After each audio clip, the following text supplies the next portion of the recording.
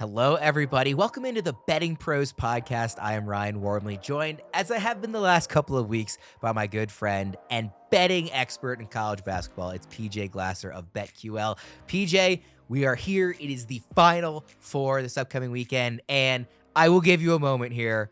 Your Crimson Tide are in the Final Four for the first time in school history. How are you feeling? Feeling great, Worm. I would have felt a lot better if I had bet on them to make it to the Final Four. You know what I mean? I didn't think they'd get past UNC. I didn't think they would beat Clemson either. I thought that was going to be Arizona in that Elite Eight game. But I can't believe it. This is why the tournament is the best. I feel like they've had way better teams the last 3 or 4 years. They were the number one overall team in the tournament last year. They were a 2 seed 2 years before that. And those teams got out in the Sweet 16. And now here's this team who still on KenPom rank over 100 on defense, but it's that offense that's carrying them with those 3-pointers, and it's incredible. We have I can't remember a time where I'm really in the Final Four where we've had two games where it feels like we're just on a collision course with UConn and Purdue, right? And that just the way college basketball works, it just like one of these underdogs, it feels like is going to give one of these favorites a game, right? We don't know which one. We don't know how close it's going to be. But like, you just feel like either Bama or NC State is going to keep it close with one of these favorites. Well, it's So It's we'll see interesting how it because, goes. I think UConn is better than Purdue, but Bama is better than NC State. So it's like the better underdog is matched against the better favorite. Right. And I would, if I had to pick one, I'd probably pick Bama just because you can make the case maybe they hit 23s because this is an offense that is capable of you can just go toe to toe because they're not going to stop UConn at all defensively, but maybe they just get really hot from three and that gives them a shot. It's harder for me to make the case, I think, with NC State. Before we dive into the Final Four, I want to ask you if there are any other takeaways from this past weekend, Sweet 16, Elite Eight, that really stood out to you as a major surprise or a development that you really didn't see coming. I mean, I think the biggest takeaway for me, Worm, is it doesn't matter how big a favorite you are. It doesn't matter how talented you are. When you get into the Sweet 16, Elite Eight, if you don't hit shots, you're going to go home, right? We saw that with Marquette. Saw that with Duke. We saw that with Arizona. We saw that with a bunch of these teams that are really good offenses, but all it takes is one off night and you can go home. So I think that was my takeaway, right? It felt like there were a ton of games. Illinois, certainly you could throw in there too. I mean, when UConn went on that 30-0 Oh run, my we're gosh. talking about like elite offenses like Duke, Marquette, Arizona. Like these teams are top 10 in the country in offense and had abysmal night shooting. So I think that was really the big takeaway, right? It's not like these teams really had bad looks. It's not like these shots were contested. They were just missing open shots. Yeah. So we know basketball sometimes it's as easy as who makes shots and who misses shots. And it felt like that really decided a bunch of these games and these teams that we have in the Final Four. I mean, a bunch of them. Certainly Bama hit their shots in their last two games. Purdue was great on offense against Gonzaga, was better in the second half against Tennessee. NC State, fantastic second half against Duke. And then UConn, I mean, just all levels, offense and defense, was I fantastic. I was not able to watch Saturday. I had something come up, but I was following the UConn Illinois game as best I could, and I literally looked at it and it was 28-23. And then the next time I looked, because I wasn't able to check my phone for a while, it was 53-23. And I was like, is there a typo? How is that even possible? Because I hadn't watched the run. And I went back and watched it later, and it was just like jaw on the floor. Like they didn't do that against Stetson. They did that against Illinois in the Elite Eight. It's really one of the most remarkable things I think I've ever seen in a college basketball game. To your point about the making shots and stuff, it seemed like that was how Clemson was advancing. Was they kept getting teams not making their shots against them, and I kept picking against Clemson every single round, and it kept backfiring because Arizona would just go cold and keep on firing, and it wasn't working. Before we get into the Final Four, are there any lessons you feel like you learned from who these Final Four teams are, in terms of how you would bet the tournament next year, in terms of how you would fill out a bracket next year, just in terms of as a fan, like this is something I would remember going forward. Are there any lessons learned from this group of Final Four teams and how the tournament has played out to date? It's a good question. I think something that I try and take with me year to year when I'm picking my Final Four is that every year, Worm, when we get to this point, it's never the four teams that everybody think it's going to be, right? I mean, you could throw out like a couple of different scenarios of who people liked, but for a majority, it was either UConn, Auburn, it was Arizona, UNC, it was Houston, Duke, Marquette, Kentucky, or it was Purdue, Gonzaga, Tennessee, Creighton, right? It was like a majority of like those kind of four teams. Very few had NC State, not a lot had Bama.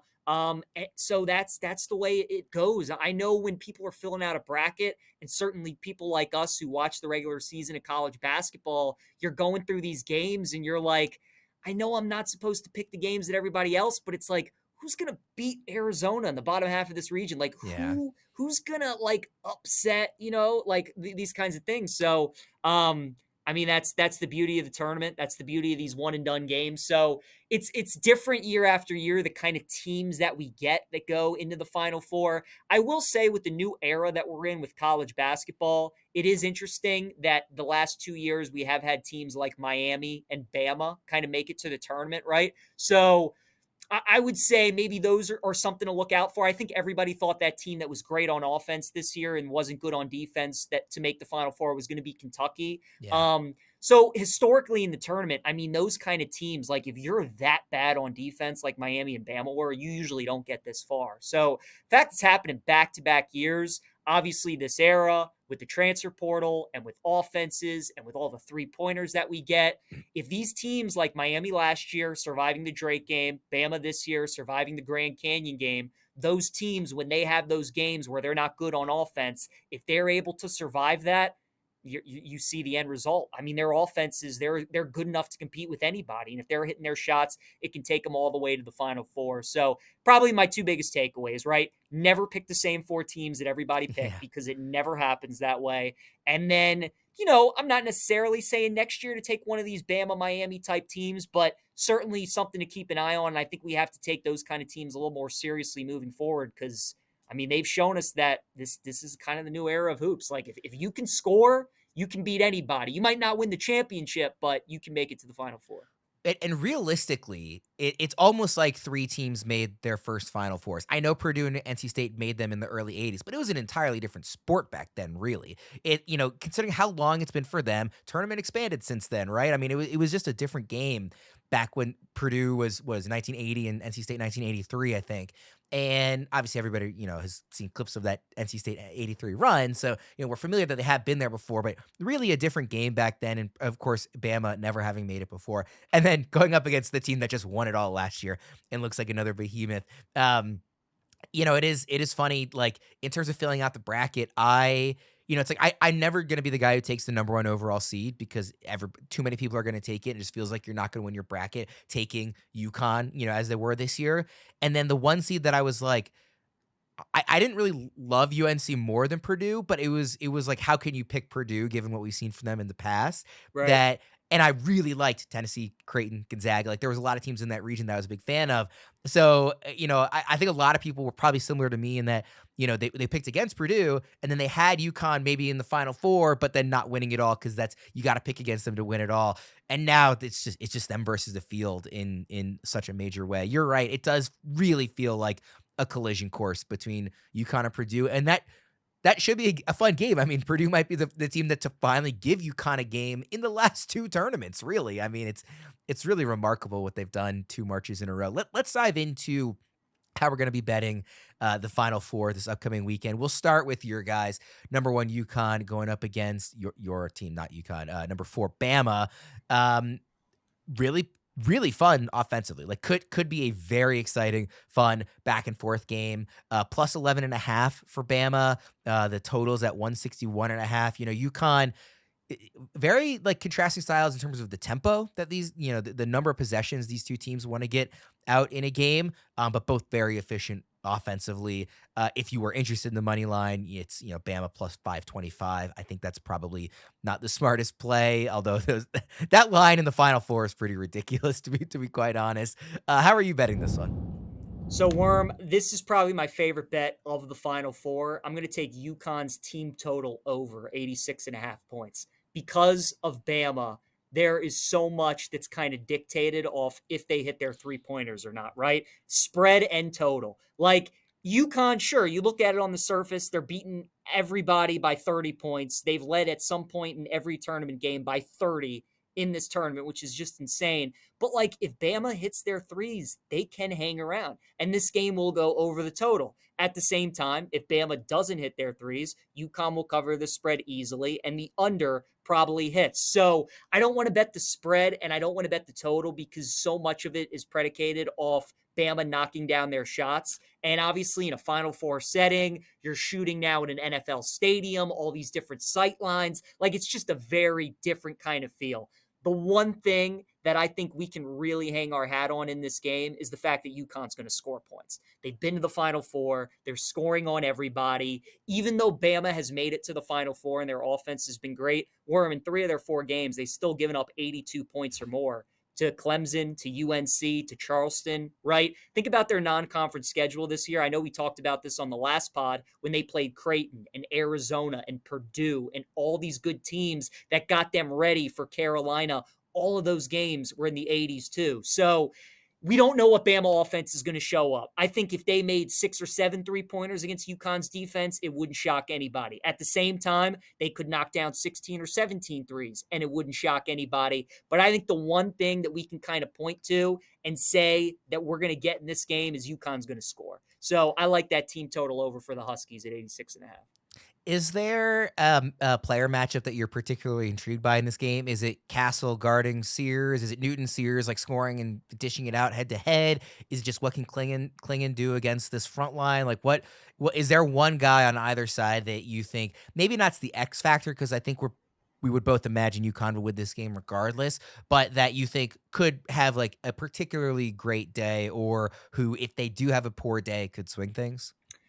2 things I'm interested in. I want to see how Bama handles Klingon inside, right? I want to see if they just play him one-on-one with Pringle, if they bring help off of maybe Castle's defender, because obviously you can't leave Cam Spencer, you can't leave Newton. So I want to see that chess match. I also want to see Dan Hurley did a fantastic job adjusting at halftime. Marcus Domas was killing him in the first half, right? He was using his size, and he was backing down Newton and DR and some of the smaller guards on UConn. So what does he do at halftime? He puts Caravan, he puts Castle, he puts more size on Domas and completely takes him out of rhythm. So some of these Bama guards, Mark Sears and Aaron Estrada especially, I want to see the chess match. Who Hurley decides to put on some of these defensive assignments. My guess is that he's going to put more size on Sears. I think he's going to have probably Newton follow around Rylan Griffin, who comes more so off screens. He's more of a one-on-one player, where Sears, they kind of like to move him around. I'm guessing Castle is probably going to be on Sears.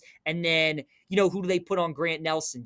I'm thinking they're probably going to go with Caravan. That would be my guess. But just the chess match to see kind of who these guys come out with early as their defensive matchups and how they kind of mix and match throughout the game is something I'm going to be interested in. But it's what makes UConn so tough is that their wings can just guard so many different positions. And if there's a matchup that Bama's exploiting early, Hurley's going to adjust and he's going to put one of his other defenders on one of those other guards for Bama. So that's what I'm interested in, kind of what Bama's defensive game plan against Klingon is, and also who Hurley decides to match up with Bama's guards, who he decides to guard Sears and Estrada as well. They really just they have an answer for everything. Like it's really remarkable. You just watching UConn play, and when they need to make adjustments, which is not often because they keep blowing these teams out, but when they do, it's just like, okay, yeah, we have another answer, we have another option we can turn to. It's fine. It just feels like every other people have used this word too. It just feels so inevitable. It's like you. I want there to be suspense, right? Like I want this to be a really fun Final Four. I'm on the edge of my seat, but it just currently does not feel that way. If I force you to pick against the spread in this game, are you laying the points with UConn or are you taking the points with Bama? God, it's so tough. It's so tough not to bet UConn until they don't. I don't know how you don't lay the points with UConn from what we've seen. Like again, Bama could surprise and hit a bunch of threes and stuff, but I don't know how you can do anything other than lay the points with UConn. I don't even care what the number is, honestly. Like, what would the number have to be for you to definitively take Bama? How high would the number have to go? It's pretty high for me. Probably have to be like 17 or 18 and a half, I would think. You know Yeah. what I mean? Like, you'd have to get some room there. The thing, like, Worm, does this game, does it give you any kind of feel? This Final Four to me kind of feels like, are we headed to where we were in 2001, where Gonzaga is viewed as UConn, Baylor is Purdue, where most of us kind of perceive UConn to be the best team. We all thought Gonzaga was the best team, but Baylor was always there with them that year. Purdue's kind of always been there with them that year. Baylor had never done it before. I know Gonzaga hadn't either, but Baylor had never done it before. Obviously, Purdue under Painter has not as well. And then it's like, I wonder if this Bama UConn game is going to be like Gonzaga and UCLA was. Gonzaga was favored by 14 and a half in that game. Evan Abrams from the Action Network dropped a great stat. He said since 2000, UConn entering the Final Four is the highest priced team right now to win it all at minus 190. Gonzaga in 2021 was the only team that was the bigger favorite. So right now, I'm wondering, like, because of Bama's offense and their shot making, if this is just going to be one of those like 98, 96, like instant classics where they give UConn a game. Because think about it too. So many times in sports, a lot of times it's the semifinal game where these Yes. teams that look unbeatable go down, right? You can go all the way back to the Miracle on Ice. You can go back to last year in the women's tournament when Iowa beat South Carolina, or when Mississippi State beat UConn years ago. And it's like a lot of times it's that semifinal game Kentucky where losing to Wisconsin in 2015. Same thing. another great example. So again, we're all trying to figure out, like, who is the kind of team to beat UConn? Is it a team that's great defensively that wants to muck it up? Is it a team like Bama that can score 100 points? Like, who is the kind of team?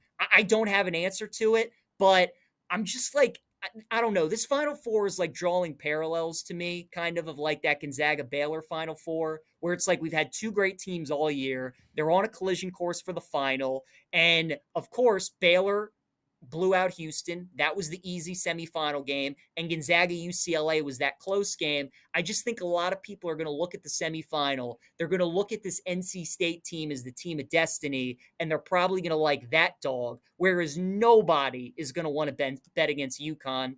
And I wonder if Bama's the dog that kind of just gives them a game. That is a really fascinating parallel from, 3 years ago? That is really intriguing to me. The Gonzaga Baylor parallel to UConn Purdue, and it's a shame really because Houston could have been in that conversation as one of the not just two best teams but three best teams in the country. If Shed getting hurt, obviously, you were all over Houston over Duke, and it looked like you were right, and then Shed gets hurt and everything changes. Which what can you do? I think that's a fascinating parallel. I'm really.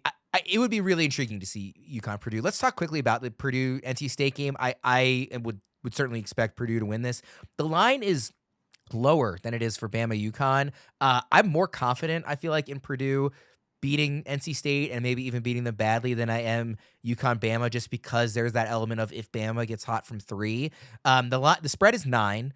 The total is 146. NC State, if you think the Cinderella story continues, plus 340 on the money line. Is there an angle to this game that you like from a betting perspective? And are you with me that we're pretty confident? Listen, DJ Burns is super fun, and maybe he can score on Zach Edey. He cannot stop Zach Edey. I feel like Edey could drop 50 in this game if he wants to, the way NC State is built. So, I mean, what do you make of this one from a betting angle? One of my coworkers, Worm, here at the BetQL Network, Ken Barkley, who does his show You Better You Bet, has a great saying. And his saying in the tournament is anyone can win 4, but it's impossible to win 6. And I think you're seeing that again with NC State. Like, we've seen magical rides throughout the tournament where I think this is now the 6th or 7th 11 seed that we've had make it to the Final Four. None of them have won in the semifinal round. None of them made it to the title game. And again, think about all the breaks that NC State got, right? They didn't have to play Kentucky in the second round. Jamal Shed got hurt. They didn't have to play Houston in the Elite Eight.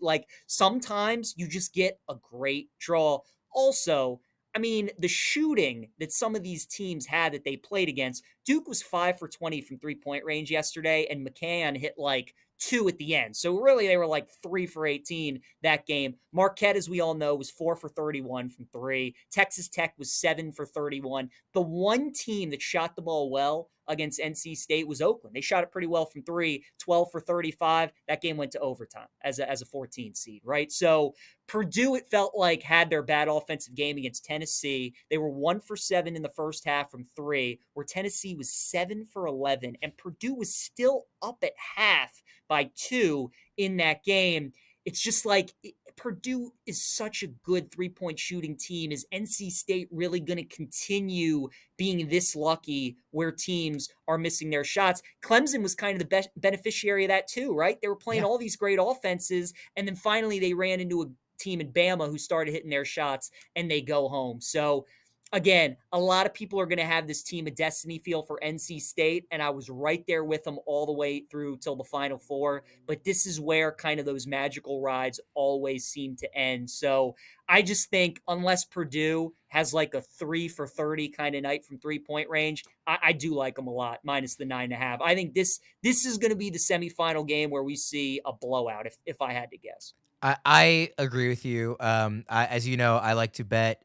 I put $10 on either spread, total, or money line in every game of the tournament. Just fun, a little added enjoyment. Obviously, everybody bets the tournament, but I force myself to pick one bet on every single game, even if I don't feel confident about it.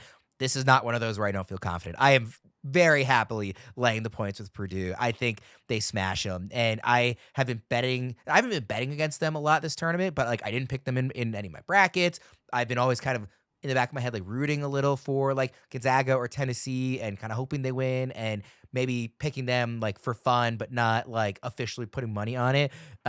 This one, I just don't see a way Purdue doesn't win this game by 15 plus. And that's not a knock on NC State, but there's a reason Keats was likely to get fired. There's a reason they needed to win 5 games in 5 days to make the tournament. I think the luck runs out eventually. I think the clock will strike midnight, whatever cliche you want to use. And Purdue is just really, really good. And I think it was that first half against Tennessee, like you alluded to, the fact that everything went right for Tennessee and Purdue is still up 2. I don't think everything's going to go right for NC State. I think Purdue's going to be up by a lot more at both halftime and the end of that game. So Purdue, let me ask you this before we touch on Purdue UConn as a theoretical championship game and then get out of here. If you had to pick one combination, both that you think could happen and that you think you would want to see happen, and excluding your fandom of Bama, because obviously you're going to want to see Bama. Yeah. If it's some combo in the championship that's not UConn Purdue, what are you hoping to see, and what are you thinking is at least a possibility of seeing? I mean, I think Purdue Bama would be great. Those teams played earlier this year in Toronto, and it was one of the best regular season games. That first half that they had when Bama was up 49-47 was very similar to like that UNC Bama game that we saw in the Sweet 16. Both teams just trading threes, unbelievable offense on both sides. And Purdue ran with them in that game. So I think they'd run with them in the title game too. And I just think from a viewing standpoint, that'd be really fun. But like Bama NC State, I think would be cool too. Or actually UConn NC State, I think would be awesome, where it's your true David Goliath. It's the ultimate team of destiny versus this just absolute juggernaut in UConn, and trying to pick like, does the team of destiny, do they just like really do it? Like, do they really win this game? And it really would give us like, again, like Jimmy V flashbacks to 1983, having to win the ACC tournament, getting into the tournament, going all the way to the championship. They played Houston that year with like, oh, Clyde Drexler and Akeem Olajuwon, pretty good. And now you're facing this UConn team. So I think UConn NC State, actually, now that I think about it, just from that, just like the best team against the team of destiny would be awesome. But from a pure basketball, like getting to watch Alabama and Purdue play again, I think would be super fun too. I mean, genuinely, PJ, if it's UConn NC State, like what does that line need to be for you to take NC State? I mean, Oh, quite man. honestly, it would need to be in the 20s for me to even consider it. And I probably even then might not even take it. Like, and Team of Destiny can sometimes prove wrong all the metrics and all the eye test and everything we've watched this tournament, but like it would be fun narratively. I think UConn would win that game by 25 plus.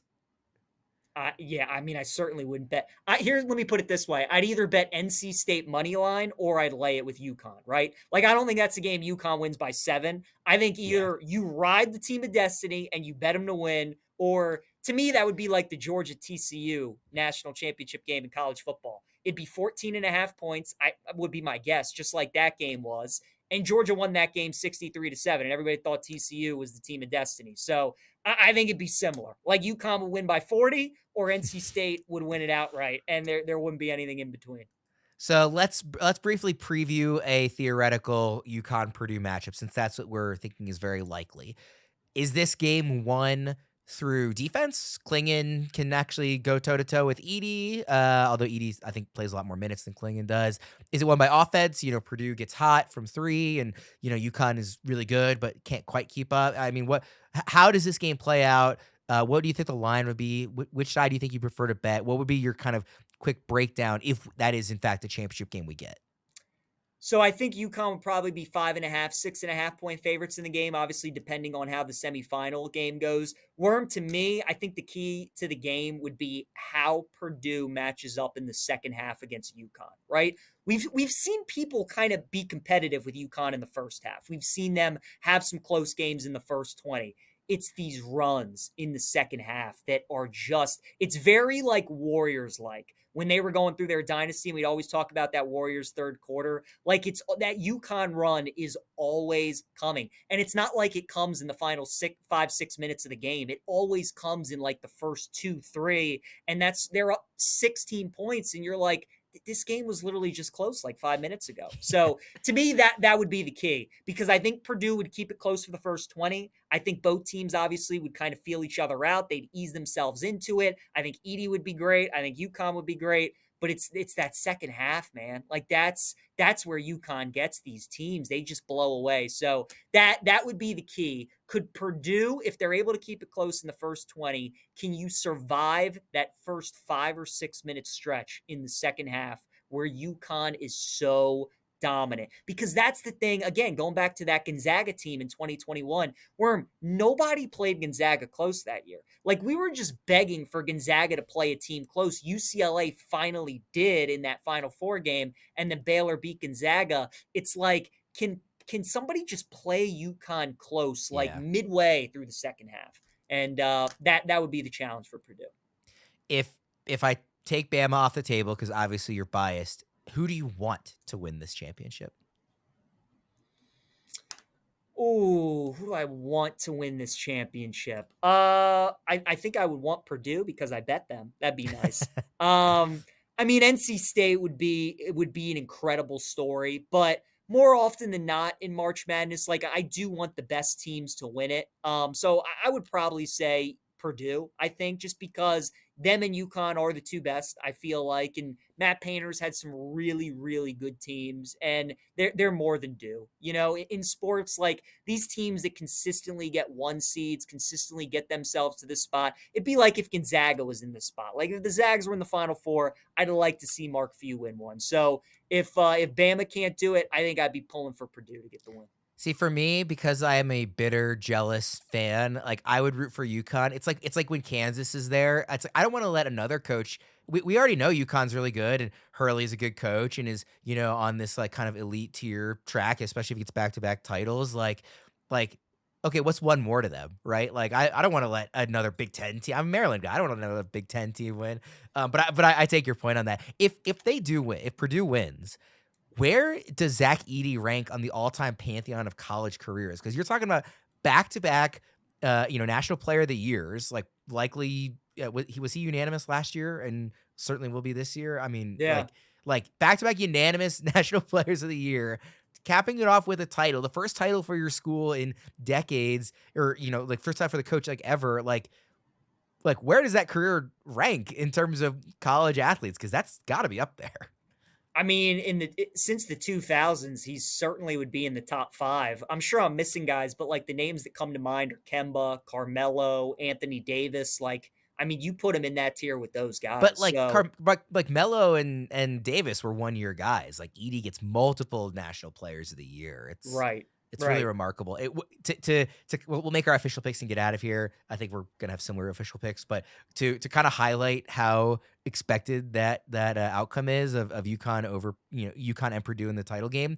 To pick the exact result right now on DraftKings, it's a minus number for UConn to beat Purdue, and we don't even have them in the championship game yet. And it's just it's minus 120 UConn over Purdue, plus 320 Purdue to beat UConn, and then everything else is a lot higher. If is it just UConn minus 195 or Purdue plus 205? There's no real value to betting. These plus 1600 is on the other two, right? Yeah, no value. NC State and Bama will not win the championship. We alluded to it a little bit earlier in the podcast. You can win 4 games in the tournament. It's impossible to win 6 if you're NC State and Yeah. Bama. It just doesn't happen. I did a video on BetQL before the tournament. I had found all these historical trends of teams that could win it, and we came down to 2 teams that could win the whole thing. Houston and Purdue were those 2 teams. The criteria that UConn didn't fit was since 1990, a team that only has 3 teams from their conference has not won a national championship. So the Big East only had 3 teams in. We'll see if UConn can buck that trend. But Purdue crossed everything off the list, every single one. Them and Houston were the 2 teams. So I'm going to stick with that, Worm. I'm going to be contrarian here and go with Purdue to win the whole thing. I think it is Purdue and UConn. But I mean, look, if UConn wins the whole thing, it wouldn't surprise me. I'm sticking with my theory though. Like I'm getting Gonzaga Baylor vibes from Man, this, where that parallel I can't shake now. That Gonzaga, that's a just really good one.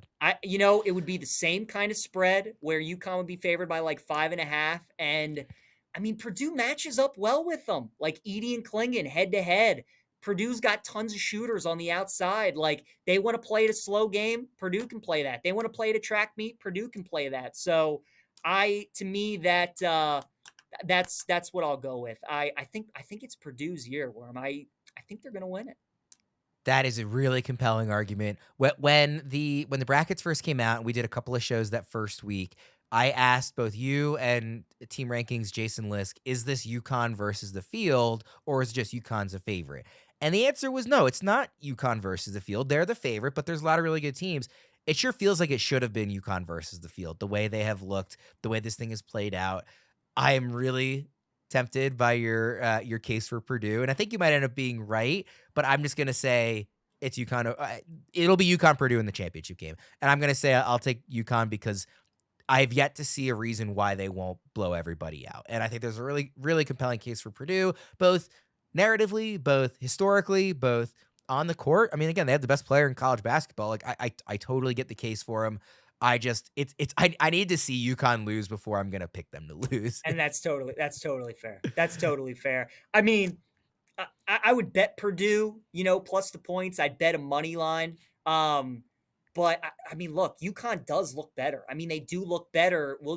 Have they really been challenged yet, though, in the tournament? Like, I know Illinois is a really good team, and they really made them look suspect. But, before that, it's like Purdue's had to go through Gonzaga, really good. Had to go through Tennessee, really good. So they played a tough non-conference schedule. Both teams did. So we'll see. I don't know, Worm. Is it like really going to be this easy for UConn to repeat? Like, is somebody just not going to give them a game? We'll see what happens. I don't know, but it sure looks that way right It now. does. I can't wait. I mean, if it is UConn Purdue, that is going to be a fantastic game. I have no doubt. So I'm excited to hopefully see that. PJ, thank you so much for coming on. What do you got going on this week at BetQL? Yeah, so we'll have our show send it in 1 to 1:30 p.m. Eastern time. You can watch it on Twitch, YouTube. You can watch it on X, Instagram, interactive show. People can chime in, give their comments. We'll talk, obviously, Final Four. We'll also talk MLB, NBA as well. And then I'll be on You Better You Bet tomorrow on Tuesday, 3 to 7 p.m. Eastern time as well. If people want to check that out. He is PJ Glasser from BetQL. Thank you so much for joining us for the last couple of weeks, PJ. We'll see if I can talk you into. We won't have a show next week to preview the championship game, but we might be able to talk you into a TikTok live or something on the BettingPros, TikTok. So be sure to go follow us over there in case we get a little more tournament talk here before the end of everything. For PJ, I am Ryan Wormeli. Thank you everybody for tuning in throughout March, and we'll maybe see you again next week.